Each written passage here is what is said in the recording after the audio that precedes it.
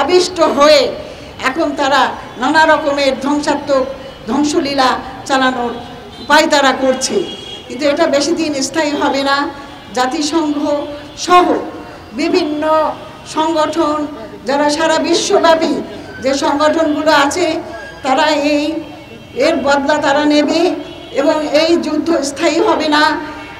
Iran একটা শান্তিপূর্ণ জাতি, শান্তিপূর্ণভাবেই তারা সকল কিছুর সমাধান করবে।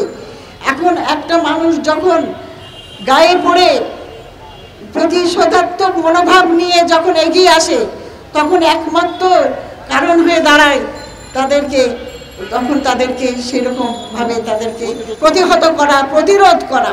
তা আমরা বাংলাদেশের বিপ্লবী ওয়ার্কার্স পার্টি সহ যতগুলো প্রতিবাদী সংগঠন আছে, সবাই আমরা এক হয়ে এর তীব্র ঘৃণা ও প্রতিবাদ জানাচ্ছি। আমরাও সারা বিশ্বকে জানিয়ে দিতে চাই যে আজ শুধু ফিলিস্তিন নয়, আজকে সারা বাংলার বিশ্ব সহ সারা বিশ্ব আমরা আছি তোমাদের সাথে। আমরা ইরানের পাশে আছি, আমরা ফিলিস্তিনির পাশে আছি, আমরা ইরানি নারী শিশু তাদের পাশে আছি।